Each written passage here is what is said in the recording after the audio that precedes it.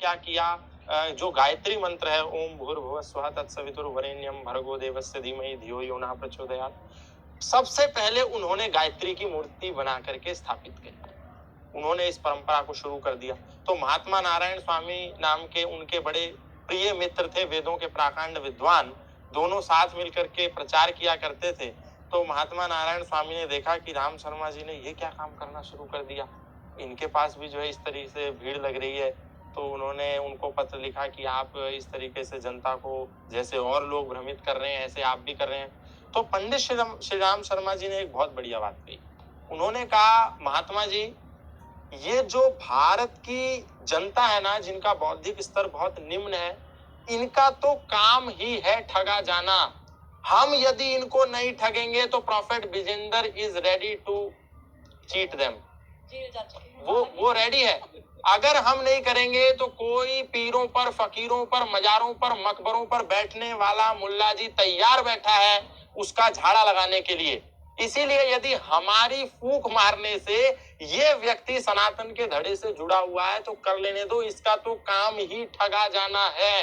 तो ये जो है ना, दो दृष्टि से देखने की बात है। लेकिन कुछ दृश्य ऐसे भी आते हैं जो बड़ा मतलब आश्चर्यचकित करते हैं। एक बाबा जी कथा कर रहे, एक बड़ी नौजवान महिला आई तो उसको माइक दिया गया। मतलब Q&A सेशन का स्तर कैसा हो गया है कथा का, वो मैं बताना चाहता हूँ। एक तो Q&A होता है कि प्रभु जी, भगवान श्री कृष्ण ने अर्जुन को जो संवाद दिया, क्या ये संवाद का क्या तात्पर्य है, ये मेरी शंका है। एक तो ये क्वेश्चन आंसर होते हैं। और एक ऐसा प्रश्न उस महिला, मतलब एक महिला का उदाहरण दे रहा हूँ, ऐसे तो भरे पड़े हैं, जैसे प्रभु आचार्य जी ने बता ही दिया कि रील्स का जो जमाना है उसमें ऐसी तमाम चीजें देखने को। वो महिला आई, बोल रही, गुरुजी जब से आपको देखा बस देखता ही रह गई। गुरुजी ने बोला, हाँ हाँ अच्छा। तो मतलब एक गुरु जो 5 लाख लोगों के सामने बैठा है, एक महिला उसको ऐसे संबोधित कर रही है कि कुछ कुछ होता है जब आपको देखती हूं तो। और बाबा जी भी बड़ा मतलब सैरकास्टिक उसको रिप्लाई दे रहे। तो ये स्तर नहीं होना चाहिए। ठीक है, उस जनता को जोड़ के भी रखना है तो एक निम्न जो मर्यादा है, एक जो गंभीरता है, एक जो सीमा है, वो कहीं ना कहीं बनी रहनी चाहिए। अब भागवतम की बात हो रही है, राम कथा की बात हो रही है, भगवत गीता की बात हो रही है। एक महिला ने मुझसे कहा, मेरे पड़ोस में रहती थी, कि बेटा मुझे भागवत कथा चल रही है, ऐसे बोला, कथा चल रही है पास में, उधर जाना है, आज मेरा बेटा नहीं है, आप मुझे ड्रॉप कर दो।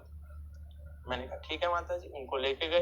रास्ते में मैंने पूछा कि कौन सी कथा चल रही है? बोली भागवत कथा चल रही है। मैंने कहा ठीक है। बोली बस आज अंतिम दिन है मोक्ष के लिए, आज अगर ना जाती तो मोक्ष के अंतिम पायदान पर खड़ी होके वापिस आ जाती, इसीलिए अच्छा हुआ बेटा तूने मुझे वहां तक पहुंचा दिया। मैंने कहा कोई नहीं, मैं आपको छोड़ता हूँ। गए तो जैसे ही उनको उतारा कथा पंडाल के बाहर, तो ऊपर देखा श्री राम कथा। मैंने माताजी से कहा कि 6 दिन हो गए, आप क्या सुन रही हो?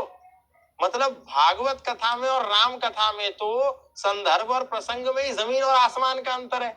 केवल वहां जाकर के क्या अन्य महिलाओं के साथ डाटा ट्रांसफर करती हो पीछे बैठ के, कि कुछ सुनती भी हो? तो ये जब ऑडियंस का स्तर हो जाएगा तो कहीं ना कहीं चिंता का विषय है। और वैसे तो ये बात जो आप कह रहे हो ना, ये भगवान ने गीता में कह दिया, मनुष्य नाम से सुख सदी अत्यधि सिद्धेय, के हजारों में से कुछ सत्य जानना चाहे, उनमें से कुछ जान पाएंगे, उनमें से कुछ ही जान पाएंगे।